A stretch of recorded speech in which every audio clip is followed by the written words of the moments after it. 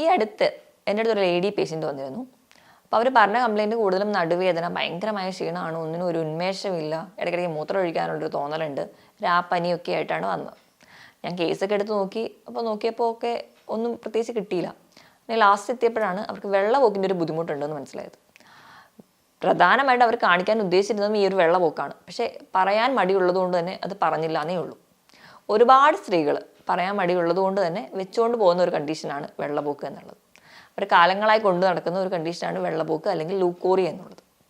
നമുക്ക് ഈ വീഡിയോയിലൂടെ വെള്ളപോക്ക് അല്ലെങ്കിൽ ലൂക്കോറിയ എന്തുകൊണ്ടാണ് ഉണ്ടാവുന്നത്, നമുക്ക് എന്തൊക്കെ ലക്ഷണങ്ങൾ കാണിക്കും, ചികിത്സിച്ചില്ലെങ്കിൽ അതിന് കോംപ്ലിക്കേഷൻസ് ഉണ്ടോ എന്നൊക്കെ നമുക്ക് നോക്കാം. ഞാൻ ഡോക്ടർ പ്രിയ, Q1B ഹെൽത്ത് കെയറിലെ ഹോമിയോപ്പതിക് ഫിസിഷ്യനാണ്. എന്താണ് ലൂക്കോറിയ അല്ലെങ്കിൽ വെള്ളപോക്ക് എന്ന് നോക്കാം. നമ്മുടെ സ്ത്രീകളിലെ യോനി ഭാഗത്തുണ്ടാകുന്ന ഒരു ഡിസ്ചാർജാണ്. നോർമലി എല്ലാ സ്ത്രീകൾക്കും അതുണ്ടാവും. അതൊരു റീപ്രൊഡക്റ്റീവ് ഏജിൽ ഒരു 7-8 വയസ്സാകുമ്പോൾ തൊട്ട് ഒരു ആർത്തവം നിൽക്കുന്ന ഒരു ടൈം വരെ നമ്മുടെ യോനി ഭാഗം ഡ്രൈ ആവാതിരിക്കാൻ വേണ്ടിയിട്ട് യോനിയുടെ ചുറ്റുമൊക്കെ ഉണ്ടാകുന്ന ആ ഒരു ഭാഗത്തുണ്ടാകുന്ന ചെറിയ ഗ്രന്ഥികളിൽ നിന്നുണ്ടാകുന്ന ഒരു മ്യൂക്കസ് ഡിസ്ചാർജാണ്. അതിന് പ്രത്യേകിച്ച് ഒരു കളറോ ഒരു നിറമോ ഒരു മണമോ ഒന്നുമില്ല. പ്ലെയിൻ ആയിട്ടുള്ള ഒരു മുട്ടയുടെ വെള്ള പോലെയൊക്കെ ചെറിയൊരു വഴുവഴുപ്പുള്ളൊരു ഡിസ്ചാർജാണ്. ഇതാണ് നോർമലി ലൂക്കോറിയ എന്ന് പറയുന്നത്. ഇനി ചില കണ്ടീഷൻസിൽ ഫിസിയോളജിക്കൽ ലൂക്കോറിയ എന്ന് നമ്മൾ പറയും. ഇതിൻ്റെ ഒരു പ്രൊഡക്ഷൻ കൂടുതലായിട്ട് വരുന്നതാണ്. അതായത് പീരീഡ്സിന് കുറച്ച് ദിവസം മുൻപ്, പീരീഡ്സ് കഴിഞ്ഞിട്ട്, ഓവുലേഷൻ ടൈമിൽ, പ്രഗ്നൻ്റ് ആയിരിക്കുമ്പോൾ, ഈ ഒരു ടൈമിലൊക്കെ ഇതിൻ്റെ ഡിസ്ചാർജ് കുറച്ചും കൂടി ഒന്ന് കട്ടിയാവുന്നു. ആ ഒരു ടൈം കഴിയുമ്പോൾ വീണ്ടും നോർമൽ ആവുന്നു. ഇതൊക്കെയാണ് നോർമലി സ്ത്രീകളിൽ നടക്കുന്ന പ്രോസസ്സ് എന്ന് പറയുന്നത്. പക്ഷേ ഇതല്ലാതെ മറ്റ് പല സിംറ്റംസും ഇതിനോട് അസോസിയേറ്റ് ചെയ്ത് വരുന്നുണ്ടെങ്കിൽ നമ്മളതൊരു അബ്നോർമലായിട്ട് കാണണം. അതായത് നോർമലി ഉള്ള ഈ ഡിസ്ചാർജിൽ നിന്ന് എന്തെങ്കിലും പ്രത്യേകിച്ച് മണം ഉണ്ടാവുന്നുണ്ട്, ചൊറിച്ചിലുണ്ടാവുന്നുണ്ട്, നിറവ്യത്യാസം ഉണ്ടാവുന്നുണ്ട്, ചിലപ്പോൾ ഒരു വൈറ്റ് കളറിൽ നിന്ന് അതൊരു യെല്ലോ ആകുന്നു, ആ മഞ്ഞ നിറത്തിൽ നിന്ന് അതൊരു ചുമന്ന നിറത്തിലോട്ട് പോകുന്നു, ഒരു കറുപ്പ് നിറത്തിലോട്ട് പോകുന്നു, ബ്രൗൺ കളർ ആവുന്നു, ഇങ്ങനെ കളർ ചേഞ്ച് ആയിട്ട് കാണിക്കുന്നുണ്ട്, നല്ലപോലെ ചൊറിച്ചിലുണ്ട്, അല്ലെങ്കിൽ ഒരു ദുർഗന്ധം ഉണ്ടാവുന്നുണ്ട്. ഇങ്ങനത്തെ പ്രശ്നങ്ങളൊക്കെ ഉണ്ടെങ്കിൽ അതൊരു നോർമൽ ഡിസ്ചാർജാണ്. അപ്പം നോർമൽ ഏതാണ്, അബ്നോർമൽ എന്നാണ് നമ്മൾ ആദ്യം തിരിച്ചറിയേണ്ടത്. അപ്പോൾ നോർമൽ എന്ന് പറയുമ്പോൾ നമുക്ക് വലിയ പ്രശ്നമൊന്നും ഇല്ലല്ലോ. നോർമലി നമുക്ക് വേണ്ടതാണ്. ഒരു 7-8 വയസ്സ് മുതലേ കാണാറുണ്ട്. അപ്പോൾ ഈ അബ്നോർമൽ ആവുന്ന ഒരു കണ്ടീഷൻ എത്തുമ്പോഴേക്കും നമുക്ക് ഭയങ്കരമായുള്ളൊരു ക്ഷീണം സ്ത്രീകളിൽ കാണിക്കാറുണ്ട്. അപ്പം സ്ത്രീകൾക്ക് ഇതൊരു ബുദ്ധിമുട്ടുള്ളതുകൊണ്ട് ചിലപ്പോൾ നടുവേദന കാണിക്കാറുണ്ട്. ഒരു ജോലിയൊന്നും ചെയ്യാൻ പറ്റുന്നില്ല, വീട്ടിലെ ജോലികൾക്കൊന്നും പറ്റുന്നില്ല, ഭയങ്കര ടെൻഷൻ, സ്ട്രെസ്സ്, ശരീരം ചൂടാവുന്നു. അത് ഒരുപാട് പേര് പറയുന്ന ഒരു കണ്ടീഷനാണ്. ശരീരം ഭയങ്കര ചൂടാണ്. ശരീരം ഭയങ്കര ചൂടാണെന്ന് പറയുന്ന മിക്ക ആൾക്കാർ എടുത്ത് നോക്കിയാലും അവർക്ക് വെള്ളപോക്കിൻ്റെ ബുദ്ധിമുട്ടുണ്ടാവാറുണ്ട്. ഇങ്ങനെ ഈ ഒരു ഡിസ്ചാർജ് ഉള്ളത് കൊണ്ട് തന്നെ ആ ഡിസ്ചാർജ് അടിവസ്ത്രത്തിലാവുന്നുണ്ട്. അത് അവർക്ക് ഒരു ഡെയിലി ബുദ്ധിമുട്ടുണ്ടാക്കുന്നുണ്ട്. അവർക്ക് ജോലിക്ക് പോകുമ്പോഴാണെങ്കിലും കുട്ടികളൊക്കെ ആണെങ്കിലും സ്കൂളിൽ പോകുന്നതും അപ്പോൾ ആ ഒരു ബുദ്ധിമുട്ട് അവർക്ക് ഉണ്ടാകുന്നുണ്ട്. അതുകൊണ്ട് തന്നെ സാനിറ്ററി പാഡ്സ് യൂസ് ചെയ്യുന്നവരുണ്ട്. അപ്പോൾ ഈ ഒരു ഡിസ്ചാർജ് എന്ന് പറയുന്നത് നമ്മളെ അടിവസ്ത്രത്തിലാവുമ്പോൾ അതിനൊരു അസിഡിക് നേച്ചർ ഉള്ളവരുടെ ആണെങ്കിൽ ആ ഒരു അസിഡിക് നേച്ചർ ആ ഡിസ്ചാർജിന് ഉണ്ടെങ്കിൽ ആ അടിവസ്ത്രത്തിൽ ഒരു ദ്വാരം വരെ വീഴത്തക്ക രീതിയിൽ പ്രശ്നങ്ങൾ ഉണ്ടാക്കുന്നുണ്ട്. നമ്മൾ ഈ ഒരു പ്രശ്നം നമ്മൾ ഈ ഒരു ഏരിയ, ഒരു പ്രൈവറ്റ് ഏരിയ ആയതുകൊണ്ട് തന്നെ പുറത്ത് ആൾക്കാരൊക്കെ പറയാൻ മടിക്കും, അല്ലെങ്കിൽ എന്ത് വിചാരിക്കുമെന്നോർത്ത് ഡോക്ടറുടെ കൺസൾട്ടേഷൻ ഒന്നും എടുക്കാതെ അവർ സ്വയം ഇങ്ങനെ അത് വെച്ചുകൊണ്ട് പോകും. അപ്പം ഇങ്ങനെ വെച്ചുകൊണ്ട് പോകുന്നതിൻ്റെ ഭാഗമായിട്ട് പിന്നീട് അത് പല കോംപ്ലിക്കേഷൻസിലോട്ടും പോകാറുണ്ട്.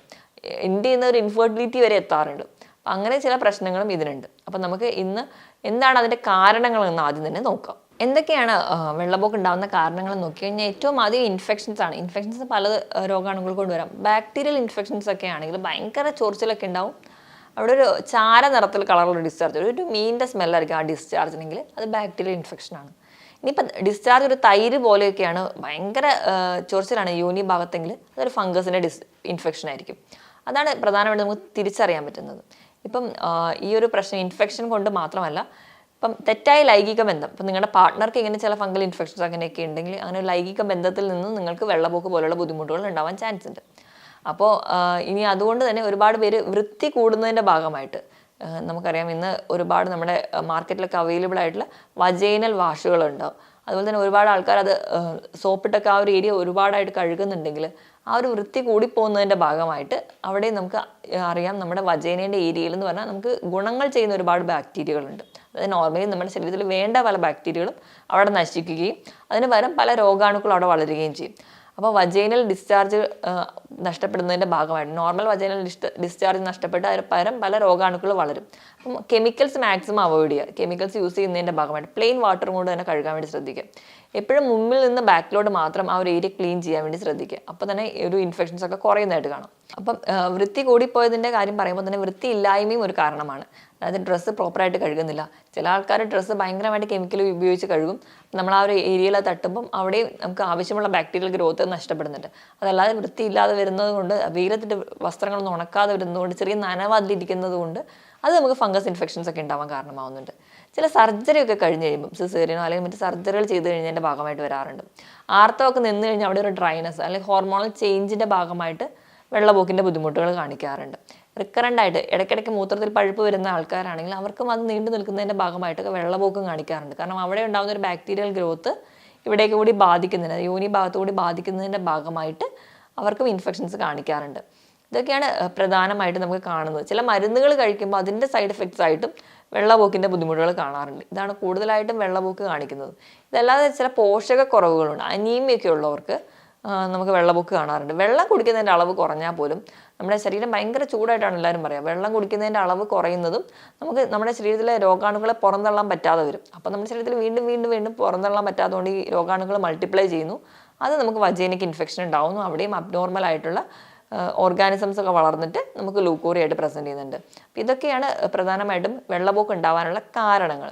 ഇനി ലക്ഷണങ്ങൾ എന്ന് പറഞ്ഞിട്ടുണ്ടെങ്കിൽ ഞാൻ നേരത്തെ പറഞ്ഞതുപോലെ തന്നെ ചൊറിച്ചിലും നീറ്റലും ഒക്കെ ആയിട്ടാണ് പ്രസൻറ്റ് ചെയ്യുക. ഭയങ്കരമായ ക്ഷീണം ഉണ്ടാവും, ഉന്മേഷക്കുറവ്, അവർക്ക് ഭയങ്കര ടെൻഷനും സ്ട്രെസ്സും ഒക്കെ ആയിരിക്കും. ശരീരം ഭയങ്കര ചൂടാണ്, എന്ത് പറഞ്ഞാലും പെട്ടെന്ന് ദേഷ്യം വരിക, പെട്ടെന്ന് സ്ട്രെസ്സായിരിക്കും. അതിനൊക്കെ ഒരു അടിസ്ഥാന കാരണം എന്ന് പറഞ്ഞാൽ വെള്ളപ്പൊക്കായിരിക്കും. അപ്പം ഇതൊക്കെയാണ് പ്രധാനമായിട്ട് കാണിക്കുന്ന ലക്ഷണങ്ങൾ. ഇനി ഒരു കോംപ്ലിക്കേഷൻസ് എന്തൊക്കെയാണെന്ന് നോക്കിക്കഴിഞ്ഞാൽ, നമ്മളിങ്ങനെ ആരോടും പറയാതെ ഇങ്ങനെ വെച്ചുകൊണ്ടിരിക്കുമ്പം അതിൻ്റെ ഒരു കോംപ്ലിക്കേഷൻ സൈഡ് എന്ന് പറയുന്നത് അത് നമ്മുടെ ആ ഒരു പെൽവിക് ഏരിയ എന്ന് പറയാം. അവിടെ മൊത്തത്തിലൊരു ഇൻഫെക്ഷൻ വരും. അപ്പോൾ പെൽവിക് ഇൻഫ്ലമേറ്ററി ഡിസീസ് എന്ന് പറയും. അപ്പോൾ മൊത്തത്തിൽ ഇൻഫെക്ഷൻ കയറി നമ്മുടെ ഓവറി, യൂട്രസ്, ഫലോപ്പിൻ ട്യൂബ് ആ ഒരു ഏരിയ മൊത്തത്തിൽ ബാധിക്കുന്നതിൻ്റെ ഭാഗമായിട്ട് പിന്നീട് ഒരു വന്ധ്യത പോലെയുള്ള കണ്ടീഷൻസ് സ്ത്രീകളിൽ ഉണ്ടാവാനുള്ള ചാൻസ് വളരെ കൂടുതലാണ്. ഇൻഫെർട്ടിലിറ്റി കേസിനൊക്കെ ഒരു കാരണമായി മാറുന്നുണ്ട് ഇന്ന് വെള്ളപ്പൊക്കിൻ്റെ ബുദ്ധിമുട്ട്. അപ്പം അതൊക്കെ നിങ്ങളൊന്ന് ശ്രദ്ധിക്കണം. അപ്പം ഇതിനോടൊപ്പം ഈ പറഞ്ഞ പ്രശ്നങ്ങളോടൊപ്പം തന്നെ നിങ്ങൾക്ക് ഭയങ്കര വയറുവേദന അല്ലെങ്കിൽ നിങ്ങൾക്ക് കഠിനമായ ക്ഷീണം, നിങ്ങളുടെ ശരീരം മെലിഞ്ഞു പോകുക, ഇങ്ങനെയുള്ള പ്രശ്നങ്ങളുണ്ടെങ്കിൽ നിങ്ങൾ ഒരിക്കലും വെച്ചുകൊണ്ടിരിക്കാതെ നിങ്ങൾ നിങ്ങളുടെ ഡോക്ടറുടെ കൺസൾട്ടേഷൻ എന്തായാലും എടുക്കണം. ഡോക്ടറെ കണ്ടിട്ട് എന്താണ് ട്രീറ്റ്മെൻറ്റ് വേണമെന്ന് വെച്ചാൽ അത് അതുപോലെ തന്നെ ചെയ്യാൻ വേണ്ടി ശ്രദ്ധിക്കുക. ഇനി ഒരു മാനേജ്മെൻറ്റ് സൈഡിലോട്ട് പോവുകയാണെങ്കിൽ നമ്മൾ ഹെൽത്തി ആയിട്ടിരിക്കാൻ വേണ്ടി നമ്മുടെ ഭക്ഷണം എപ്പോഴും ഹെൽത്തി ആയിരിക്കണമല്ലോ. അപ്പോൾ അതിൻ്റെ ഭാഗമായിട്ട് നിങ്ങൾ ജങ്ക് ഫുഡ്സും റെഡ് മീറ്റൊക്കെ കഴിവതും കുറയ്ക്കുക. റെഡ് മീറ്റ് എന്ന് പറയുമ്പോൾ പോത്തിറച്ചി, പന്നിയിറച്ചി, താറാവിറച്ചി ഇവയൊക്കെ മാക്സിമം കുറയ്ക്കുക. അതിന് പകരം നിങ്ങൾ നല്ലപോലെ പച്ചക്കറികളും പഴവർഗ്ഗങ്ങളും കഴിക്കുക.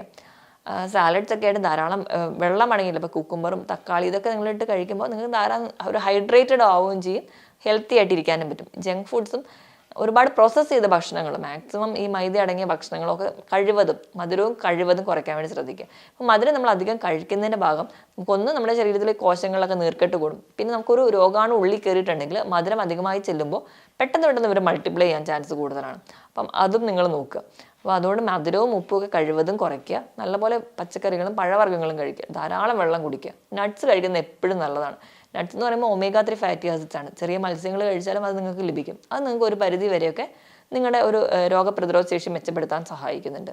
അതുപോലെ തന്നെ നീർക്കെട്ടുകളൊക്കെ കുറയ്ക്കും. വൈറ്റമിൻ സി അടങ്ങിയ ഭക്ഷണങ്ങൾ നിങ്ങൾ ധാരാളമായിട്ട് കഴിക്കും. പ്രോബയോട്ടിക്സ് കഴിക്കുന്ന കാര്യത്തിൽ നിങ്ങൾ ഒരു വിട്ടുവീഴ്ചയും ചെയ്യരുത്. ധാരാളം പ്രോബയോട്ടിക്സ് കഴിക്കുക. ഏത് പഠനങ്ങൾ പറയുന്ന പ്രകാരവും പ്രോബയോട്ടിക്സ് കഴിഞ്ഞാൽ ഒരു പരിധി വരെ വെള്ളപ്പോക്കും അല്ലെങ്കിൽ മറ്റ് യോനി ഭാഗത്തുണ്ടാകുന്ന പല ഇൻഫെക്ഷൻസും തടയുന്നുണ്ട്. അതിനായിട്ട് പുളിയില്ലാത്ത തൈര് കഴിക്കുക. അതുപോലെ തന്നെ പഴങ്കഞ്ഞി, ഉപ്പിലിട്ട ക്യാബേജ്, മാങ്ങ അങ്ങനെയുള്ള പിക്കിൾസ് ഒക്കെ നിങ്ങൾക്ക് കഴിക്കാവുന്നതാണ്. തൈര്, അതോടൊപ്പം തന്നെ നിങ്ങൾക്ക് പ്രീബയോട്ടിക് ആയിട്ട് മാവ്, പുളിപ്പിച്ച മാവ് കൊണ്ടുണ്ടാക്കുന്ന അപ്പം, ദോശ, ഇഡ്ഡലിയൊക്കെ കഴിക്കുന്നത് വളരെ നല്ലതാണ്. ഇതൊക്കെ നിങ്ങൾ സ്ഥിരമായിട്ട് നിങ്ങളുടെ ഭക്ഷണത്തിൽ ഉൾപ്പെടുത്താൻ വേണ്ടി ശ്രദ്ധിക്കുക. അതോടൊപ്പം തന്നെ നിങ്ങൾക്ക് വൃത്തി മെയിൻറ്റെയിൻ ചെയ്യാൻ വേണ്ടി ശ്രദ്ധിക്കുക.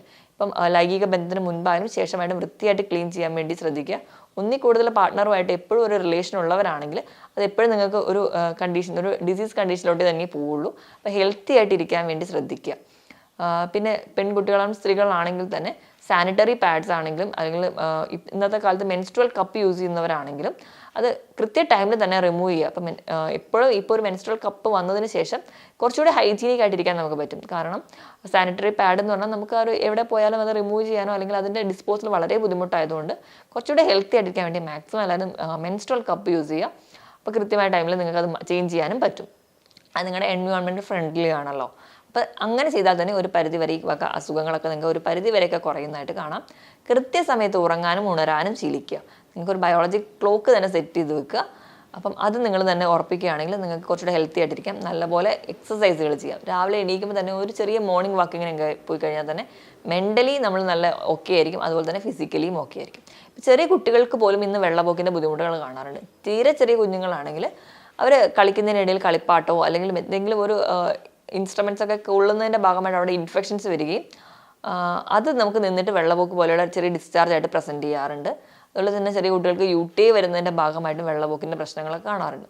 അതുപോലെ നമ്മൾ കുഞ്ഞു കുട്ടികളുടെ ഡ്രസ്സ് ഒരുപാട് ഡിറ്റർജൻസ് ഒക്കെ ഉപയോഗിച്ച് കഴുകുന്നതിൻ്റെ ഭാഗമായിട്ടും ചെറിയ പിള്ളേരിൽ ചെറുപ്പത്തിൽ തന്നെ ഈ വെള്ളപ്പൊക്കിൻ്റെ ബുദ്ധിമുട്ടുകളൊക്കെ കാണാറുണ്ട്. അപ്പോൾ ഇതൊക്കെ നിങ്ങൾ മാക്സിമം അവോയ്ഡ് ചെയ്യുക. ഓവർ വൃത്തിയല്ല ആവേണ്ടത്, നോർമൽ വാഷ് തന്നെ മതി. അപ്പോൾ നിങ്ങൾ വാഷോ അല്ലെങ്കിൽ മറ്റ് കെമിക്കൽസോ യൂസ് ചെയ്യുന്നവരാണെങ്കിൽ അതിൻ്റെ ഉപയോഗം കഴിവതും കുറയ്ക്കാൻ വേണ്ടി ശ്രദ്ധിക്കുക. ഇങ്ങനെയൊക്കെ ചെയ്തു കഴിഞ്ഞാൽ തന്നെ ഒരു പരിധി വരെ ഈ ഒരു കണ്ടീഷൻ നമുക്ക് കുറയുന്നതായിട്ട് കാണാൻ പറ്റും. എന്നിരുന്നാലും നമ്മൾ എപ്പോഴും ഒരു ഡോക്ടറുടെ കൺസൾട്ടേഷൻ എടുക്കണം. അപ്പോൾ ഇത് വെച്ചുകൊണ്ടിരിക്കാതെ എപ്പോഴും ഒരു ഡോക്ടറെ കാണിക്കുക. മറ്റൊരു ഹെൽത്ത് ടോപ്പിക്കുമായിട്ട് വീണ്ടും കാണുന്നത് വരെ നന്ദി.